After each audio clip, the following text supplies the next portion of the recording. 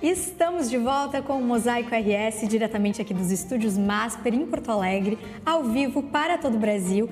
E terça-feira é dia da nossa coluna Direito e Família. E já está no estúdio com a gente a advogada e colunista Berta Vepo, que hoje tem uma convidada para seguir o Solução RS por aqui.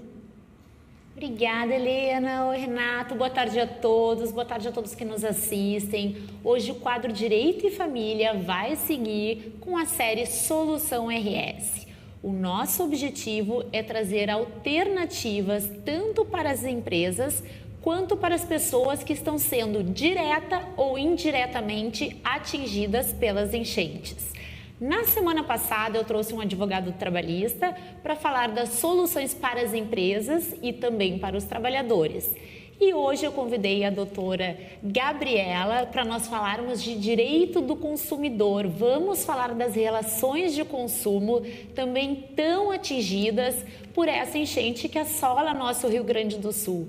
Doutora Gabriela, primeiramente, boa tarde, muito obrigada por ter aceito o meu convite. Boa tarde, é um prazer é todo meu, agradeço o convite. E eu gostaria de começar a nossa conversa falando sobre os impactos dessa tragédia para os consumidores locais. Bom, os impactos são imensos, né? Não apenas para os consumidores locais, como para as empresas locais também.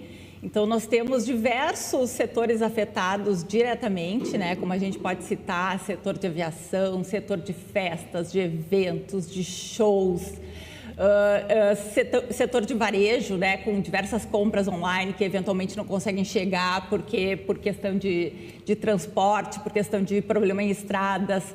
Nós temos relações de consumo em que já houve a realização do contrato, mas os produtos não puderam ser entregues porque fábricas estão atingidas e inundadas, alagadas pela enchente. Então, assim, nós temos um leque imenso, assim, eu trouxe pequenos exemplos aqui de questões iminentes e que a gente já enxerga, mas o leque é imenso, né? À medida que o tempo passa e a gente consegue ter ideia da dimensão, outros problemas de consumo surgem e estão surgindo a todo momento. Como a gente já viu um pouco na pandemia, agora a gente tem de novo essa repetição de problemas afetando consumidores e empresas. É verdade, eu tenho falado bastante essa questão aqui, que nós saímos de uma pandemia, então os exemplos bons da pandemia nós poderíamos trazer aqui para esse momento ruim pós-enchente, mas aproveitando as soluções que nós tivemos, né? E alguns setores estão inclusive perdidos, não conseguindo fazer o aproveitamento dessas soluções que serviram à pandemia. Perfeito. Então eu lhe pergunto com relação ao preço abusivo, Sim. né? Nós vimos aí até aqui em Porto Alegre, quem mora aqui sabe que muitos supermercados, muitos lugares não se encontrava água para vender, não se conseguiam produtos de higiene, não se conseguiam mais alguns produtos. E eu pergunto, o Código do Consumidor fala alguma coisa sobre preços abusivos? Fala sim. O Código do Consumidor, ele disciplina que não podem ser aumentados abusivamente os preços sem uma justa causa. É isso que o Código diz. O que nos cabe aqui agora é entender o que é essa justa causa. O Código ele não traz uma métrica do que seria justa causa, de quanto % de aumento poderia ser considerado abusivo ou não.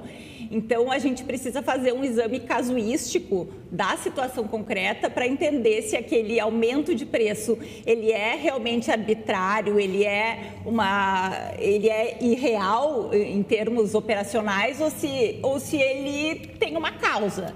Então, desde a pandemia já havia essa discussão muito por conta de preço de álcool gel e hoje ela se reestabelece com preço de água, com preço de produtos de higiene. Não tem uma solução única para cada caso.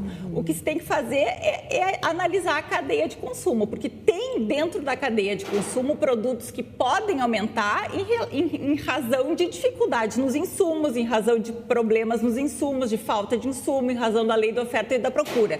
Então, esse aumento que ele é justificado, ele não é considerado um aumento abusivo para o Código de Defesa do Consumidor. O aumento que é considerado abusivo é aquele sem um motivo aparente, sem a justa causa que o Código determina.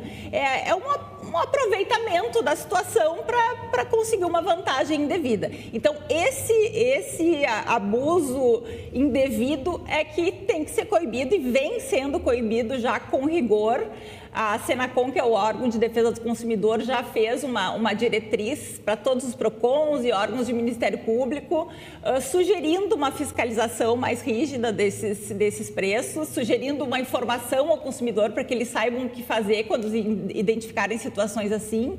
E o próprio MP aqui do Rio Grande do Sul, ele tem um e-mail específico, um canal. Se entrar na página do MP, está bem claro, um e-mail que é justamente para denunciar esse tipo de abuso. Mas o que é importante dizer assim, não é qualquer aumento que é abuso. A gente tem que entender se ele tem relação pela cadeia de consumo ou não. Se ele não tem relação, se ele é um aumento ostensivo sem uma razão específica, aí sim ele pode ser coibido.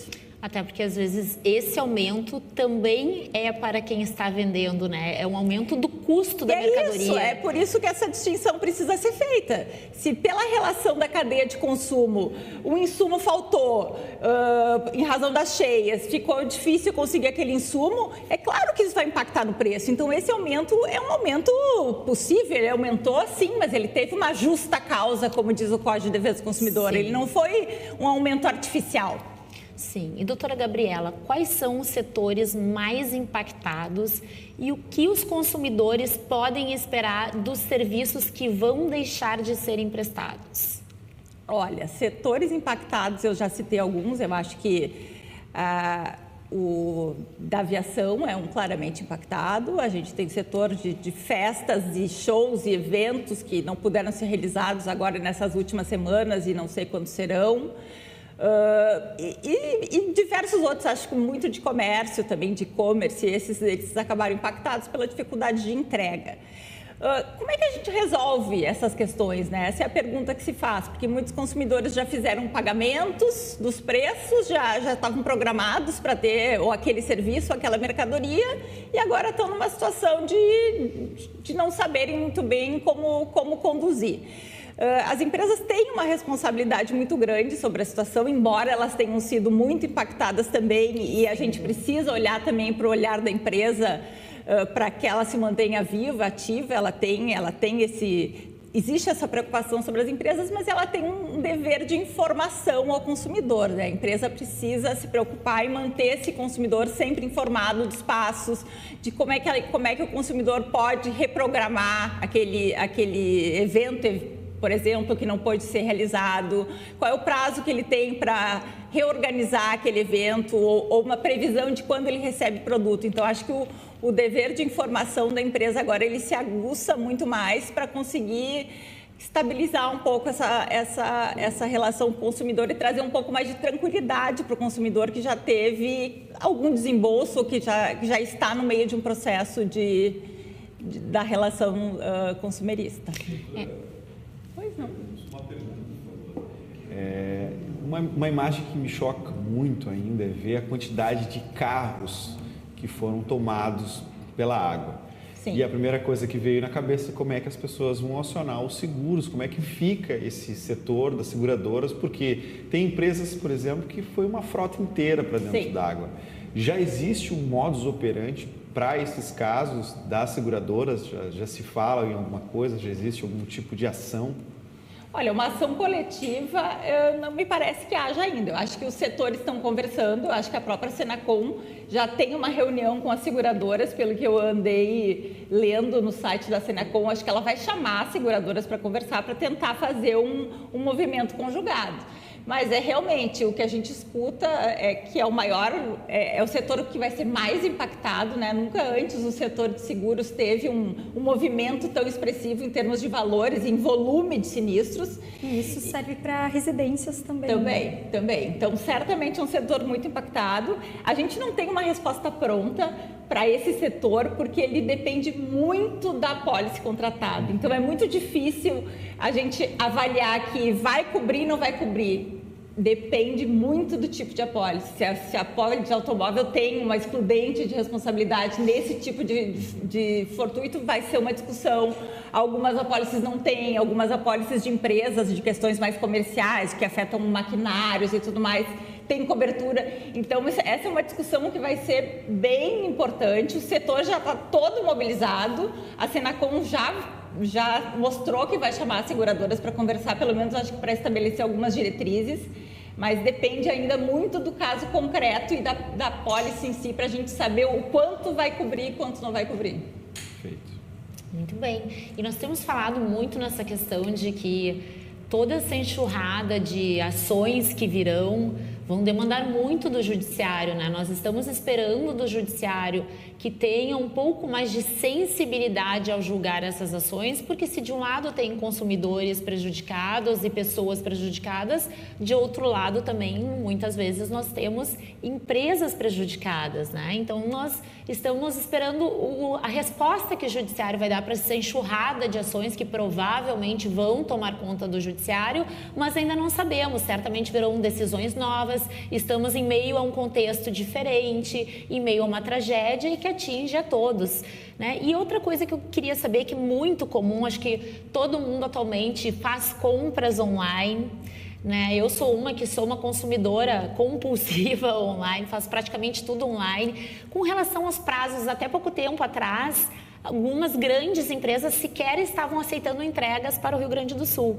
Algumas continuam. Algumas continuam. Então, com relação a essas compras online, como é que fica? Já tem alguma decisão? O que a gente deve fazer? O que procurar? Também existe uma campanha na internet, doutora Gabriela, para que as pessoas não rescindam os contratos com as empresas gaúchas, né? Porque se todo mundo que comprou de uma empresa do Rio Grande do Sul resolver desistir daquela compra, daquele contrato, nós vamos ter um impacto ainda maior na nossa economia. Então, existe uma campanha justa que as pessoas não estão podendo entregar em razão dos problemas causados pelas enchentes. Né? Então, eu gostaria de lhe ouvir um pouquinho sobre essa questão. Exatamente. Eu acho que para resolver essa questão, a gente vai precisar muito de um princípio de cooperação entre fornecedor e consumidor, né? Dentro dos princípios da boa-fé que a gente usa muito no direito, a cooperação é um que aparece forte nessas circunstâncias. Se a gente pensar no Código de Defesa do Consumidor, ele é uma lei protetiva ao consumidor, e como deve ser, mas ele tem algumas excludentes de responsabilidade do fornecedor, e uma delas é o caso fortuito e a força maior. E esse evento que aconteceu agora, que a gente está vivendo, é claramente uma questão de força maior, é um evento numa magnitude imensa, imprevisível até certo ponto, porque o fornecedor não teria como evitar uma catástrofe dessa magnitude, nem que o seu negócio fosse afetado. Então, ele tem essa excludente de responsabilidade, o que não significa que o consumidor vá ficar desamparado. Então, assim, ao mesmo tempo que a gente tem essa excludente de responsabilidade para trazer um pouco mais de tranquilidade para o fornecedor, porque ele não está agindo contra os regulamentos, ele tem uma justa causa para não estar cumprindo aquele contrato, a gente não pode deixar ao outro lado o consumidor desassistido que pagou por uma compra que não está chegando. Então, assim, é difícil chegar nesse meio do caminho, mas as partes vão ter que chegar num consenso e conversar, talvez numa renegociação daquele prazo, para que esses contratos não sejam desfeitos, porque ao fim e ao cabo, se passar muito tempo, ou se o fornecedor ele não for diligente em contatar o seu consumidor, em conversar, em renegociar ou trazer informações de quando vai ser possível o cumprimento, o consumidor vai acabar rescindindo esses contratos e pedindo dinheiro de volta. Então, tem que haver uma cooperação e uma informação grande por parte do fornecedor para trazer essa tranquilidade e as partes conseguirem chegar no meio do caminho que atenda a ambos, né? Que é o que queremos. Então, a nossa dica que fica aqui é que haja empatia, solidariedade e que quem puder, obviamente, siga os contratos com as empresas gaúchas. Estamos numa situação delicada, mas que pretendemos logo mais encerrar e sair dessa. Uma boa tarde a todos e muito obrigada. Até mais. Muito obrigada. Queremos agradecer a vocês. Até terça que vem, Berta.